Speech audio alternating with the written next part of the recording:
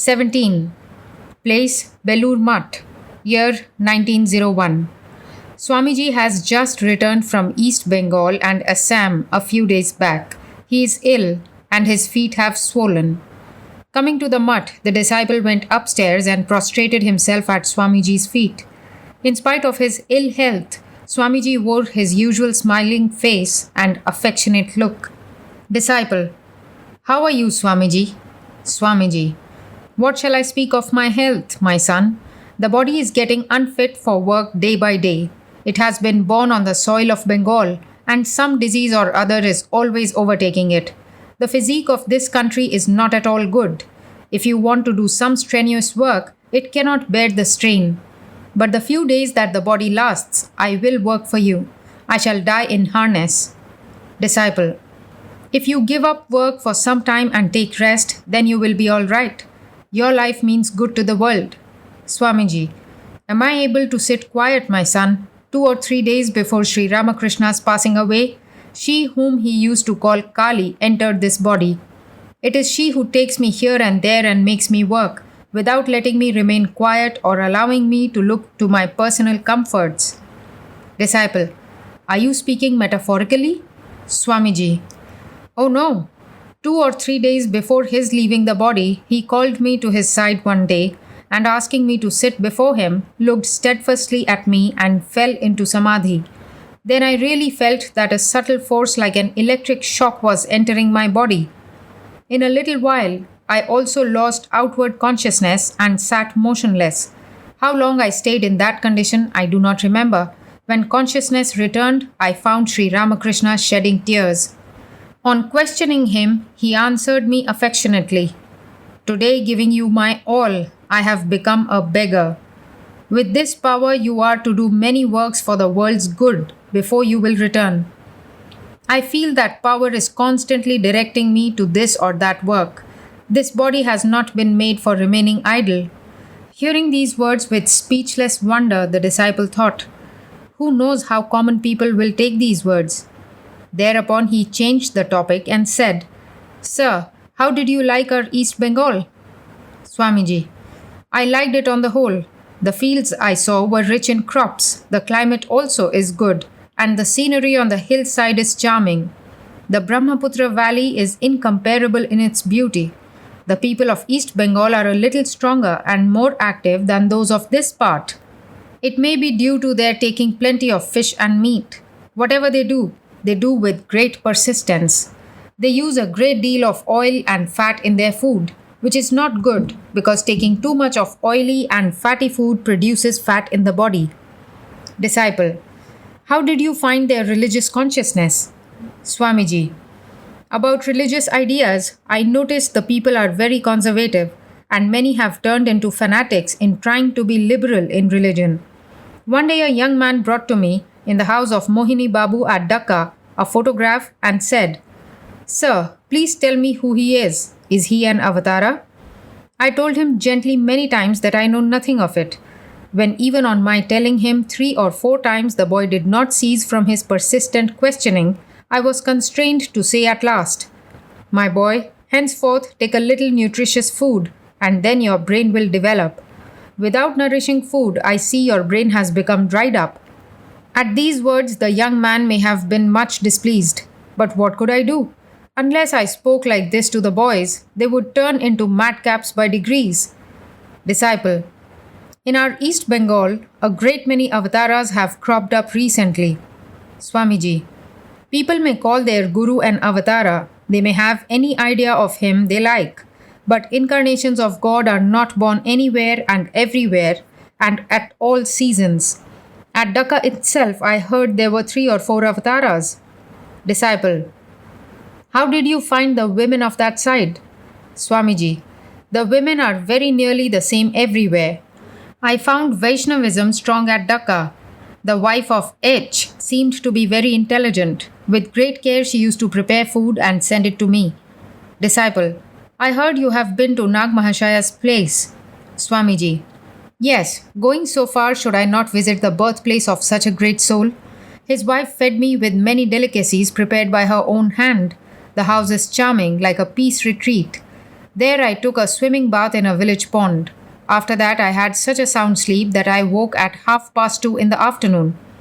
Of the few days I had sound sleep in my life, that in Nag Mahashaya's house was one. Rising from sleep, I had a plentiful repast. Nag Mahashaya's wife presented me a cloth which I tied round my head as a turban and started for Dhaka. I found that the photograph of Nag Mahashaya was being worshipped there. The place where his remains lie interred ought to be well kept. Even now it is not as it should be. Disciple: the people of that part have not been able to appreciate Nag Mahashaya. Swamiji: how can ordinary people appreciate a great man like him? Those who had his company are blessed indeed. Disciple: what did you see at Kamakhya? Swamiji: the Shillong hills are very beautiful. There I met Sir Henry Cotton, the Chief Commissioner of Assam.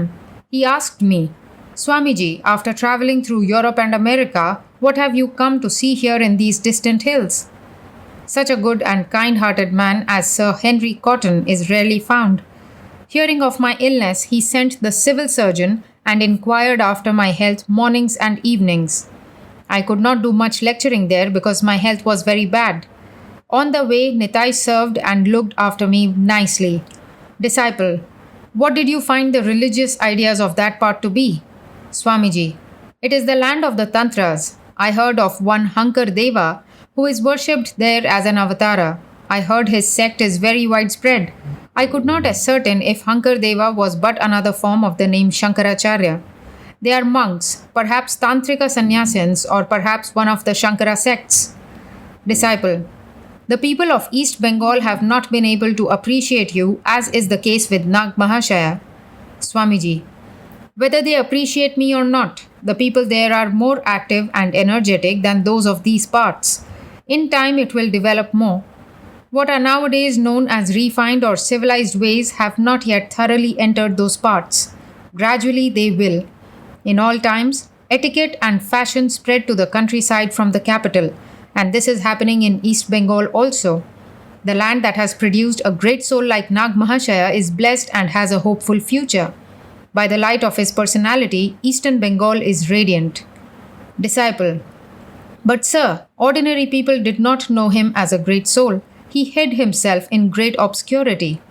Swamiji: there they used to make much fuss about my food and say, why should you eat that food or eat from the hands of such, and so on. To which I had to reply, I am a sannyasin and a mendicant friar, and what need have I to observe so much outward formality with regard to food, etc.?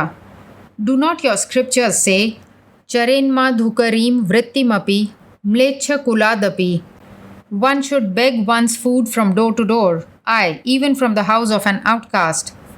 But of course, external forms are necessary in the beginning for the inner realization of religion in order to make the truth of the scriptures practical in one's life. Haven't you heard of Sri Ramakrishna's story of wringing out the almanac for water? Outward forms and observances are only for the manifestation of the great inner powers of man. The object of all scriptures is to awaken those inner powers and make him understand and realize his real nature. The means are of the nature of ordinances and prohibitions. If you lose sight of the ideal, fight over the means only, what will it avail? In every country I have visited, I find this fighting over the means going on, and people have no eye on the ideal. Sri Ramakrishna came to show the truth of this. Realization of the truth is the essential thing. Whether you bathe in the Ganga for 1,000 years or live on vegetable food for a like period, unless it helps towards the manifestation of the self, know that it is all of no use. If, on the other hand, anyone can realize the Atman without the observance of outward forms, then that very non-observance of forms is the best means.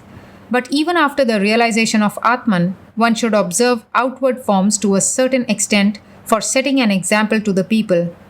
The thing is, you must make the mind steadfast on something. If it is steadfast on one object, it attains to concentration. That is, its other modifications die out and there is a uniform flow in one direction. Many become wholly preoccupied with the outward forms and observances merely and fail to direct their mind to thoughts of the Atman. If you remain day and night within the narrow groove of ordinances and prohibitions, how will there be any expression of the soul? The more one has advanced in the realization of the Atman, the less is he dependent on the observances of forms. Shankaracharya also has said, Nistrai gunye pathi vicharatam ko vidhihi ko nishedhaha. Where is there any ordinance or prohibition for him whose mind is always above the play of the gunas? Therefore, the essential truth is realization. Know that to be the goal. Each distinct creed is but a way to the truth. The test of progress is the amount of renunciation that one has attained. Where you find the attraction for lust and wealth considerably diminished to whatever creed he may belong, know that his inner spirit is awakening.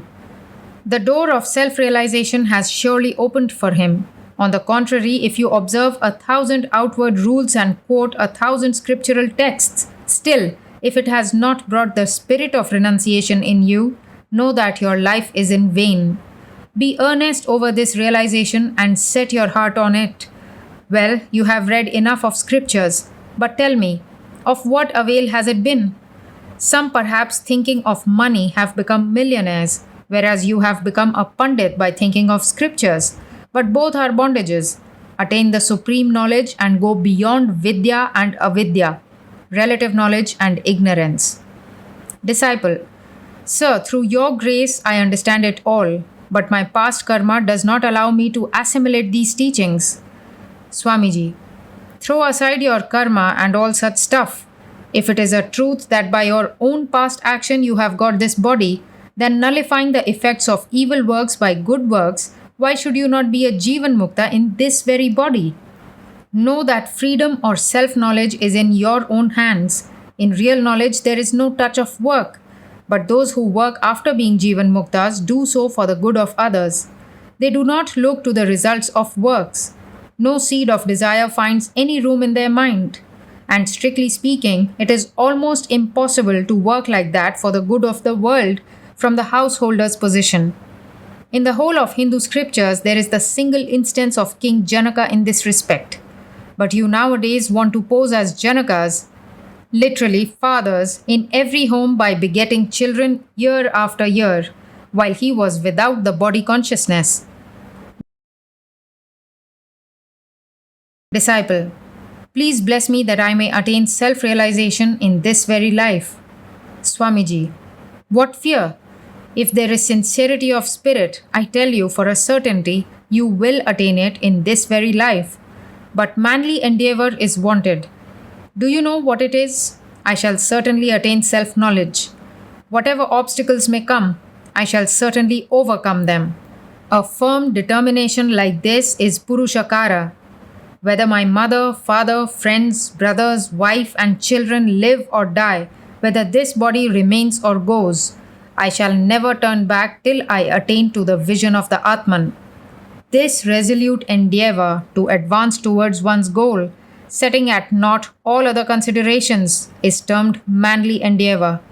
Otherwise, endeavor for creature comforts even beasts and birds show. Man has got this body simply to realize self knowledge. If you follow the common run of people in the world and float with the general current, where then is your manliness? Well, the common people are going to the jaws of death. But you have come to conquer it. Advance like a hero. Don't be thwarted by anything. How many days will this body last, with its happiness and misery? When you have got the human body, then rouse the Atman within and say, I have reached the state of fearlessness. Say, I am the Atman in which my lower ego has become merged forever. Be perfect in this idea. And then, as long as the body endures, speak unto others this message of fearlessness. Thou art that. Arise, awake, and stop not till the goal is reached. If you can achieve this, then shall I know that you are really a tenacious East Bengal man.